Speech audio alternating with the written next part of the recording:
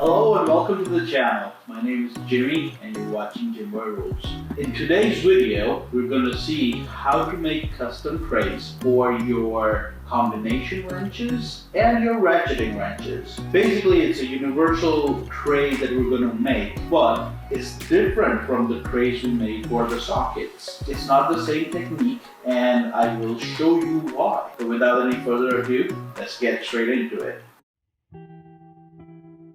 So here's the problem, why we cannot use the same technique that we used for socket trays to make trays for our wrenches. Now you can, if you don't have many wrenches, there's no problem using the same technique. It looks really good if you use the older technique. But here we're trying to save space. We're trying to use a different technique so we can fit more wrenches in the same size tray. It's a little tricky, but it's actually easier. So let's find out. As you can see over here, we've got 10 sets on this side and 10 sets on this side.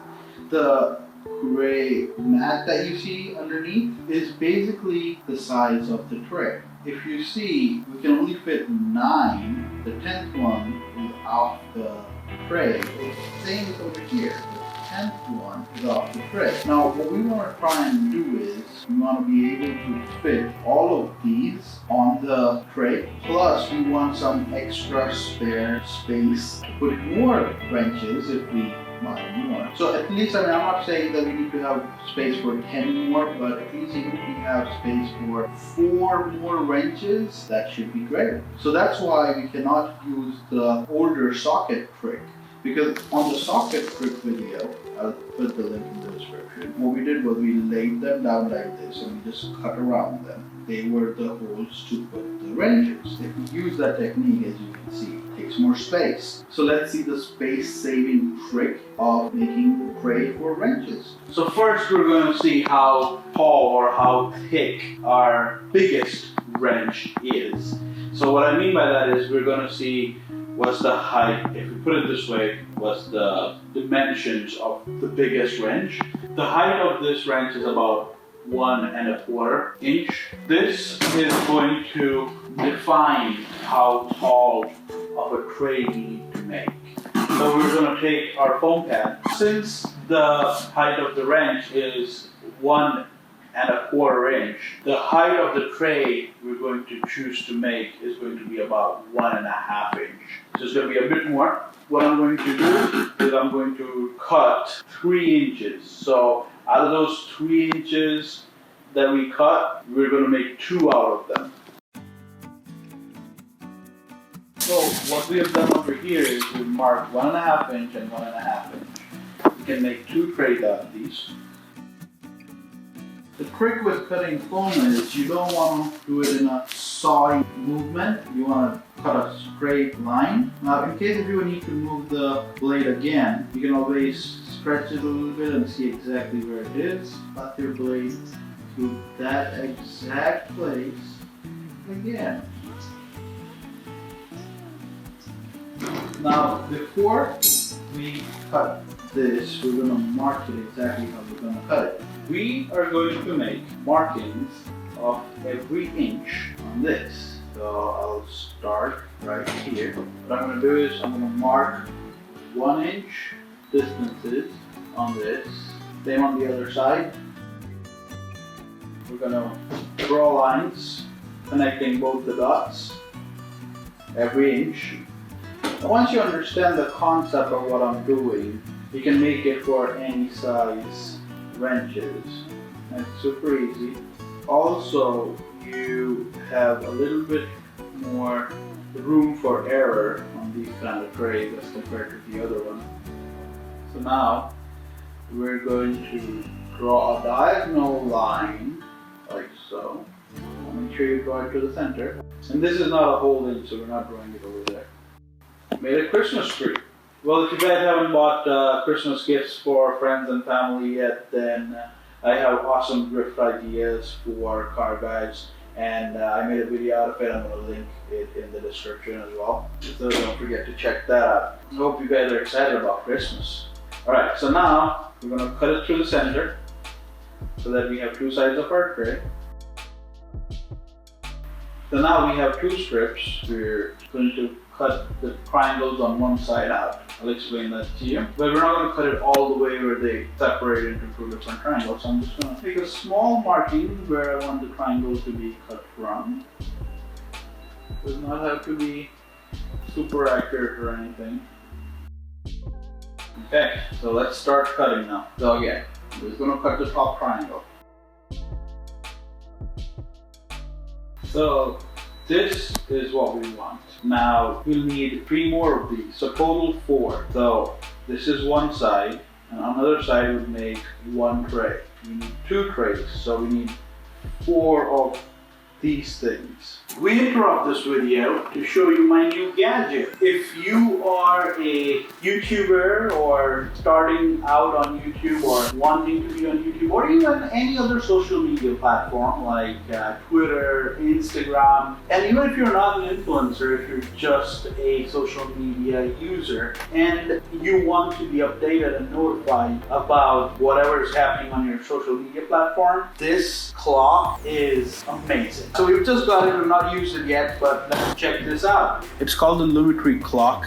It stays on your desk, even gives you other notifications like currency change and everything. There are a lot of apps that you can add, and it works with your smart home device as well. So there is not just social media that you could use on this clock, but there's a lot of other benefits of this clock as well. If your job or your business requires you to be updated with different things, including weather, wind speed, currency rate, you can always have this on your desk. It even shows you notifications that are on your phone. So if your phone's sitting in a drawer or at the charging spot and someone calls you or messages you, that will show you as well. As far as you are in a spot where there are not a lot of people and you're okay with showing your private information on there, you could hook it up with your phone and have your phone's information and notifications on the clock. But if you're in a public space, you might want to not do that. I'm very happy with the clock. I definitely recommend it.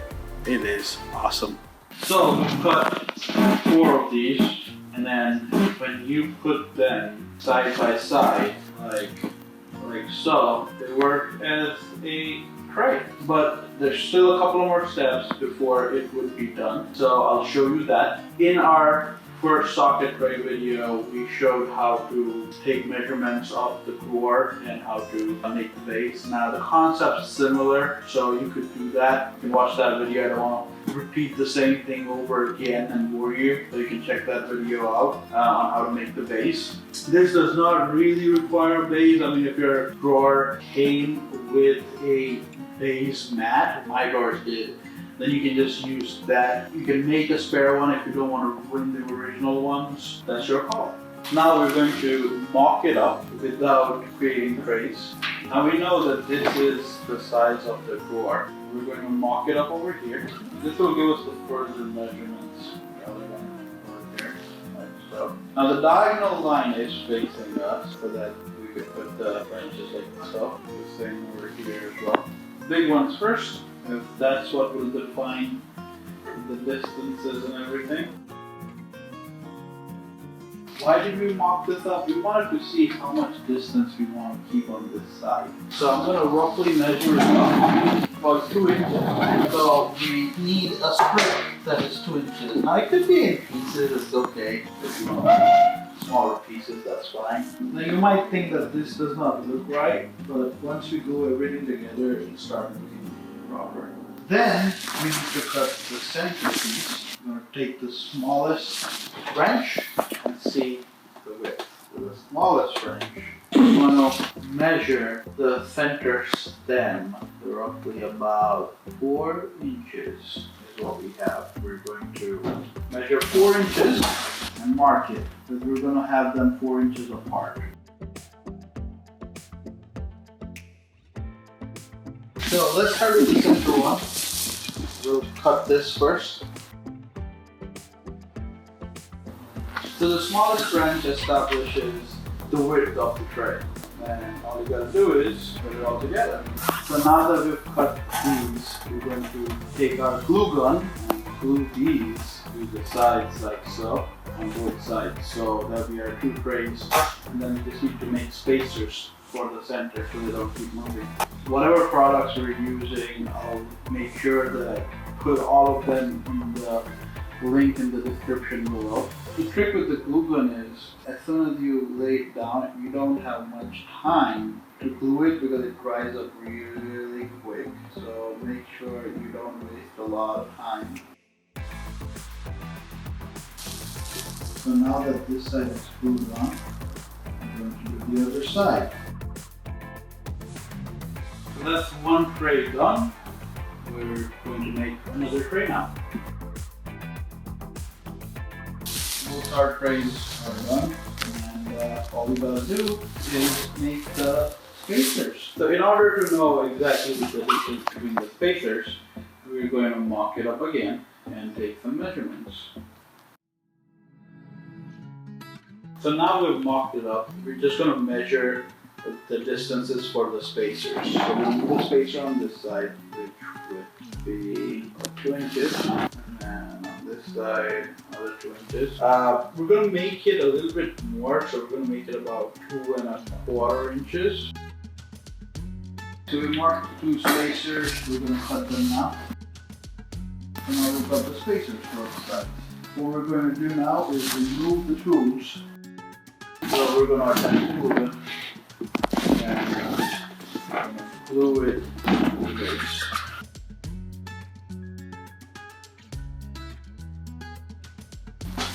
So this trays in place. We're going to do the same thing on the other side before we make the center spacer. Now this side's spacer is done, so we're going to attach this over here. So both the trays are attached. Now we're going to take a measurement for the centerpiece.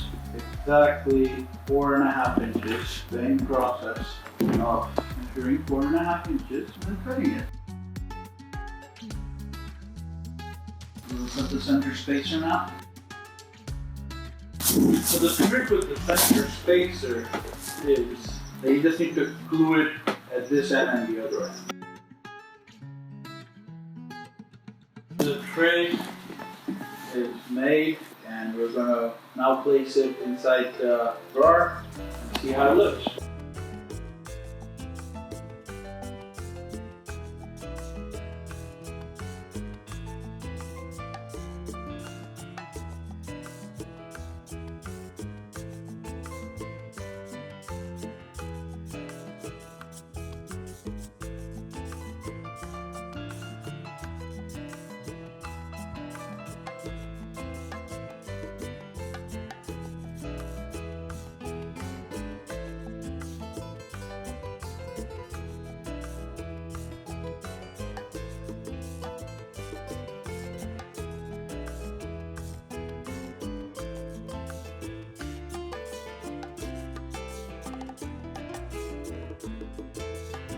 Well, I hope you enjoyed this video, and if you have better creative ideas on how you would do the wrenches, please do let me know in the comments below, and I'll reply as soon as I can. All the items that I've showed today and we've used today are in the description below, so don't forget to check them out. If you enjoyed this video, please do subscribe and hit that notification bell to get notified every time we upload such a video. Smash that like button, and until next time, see you later.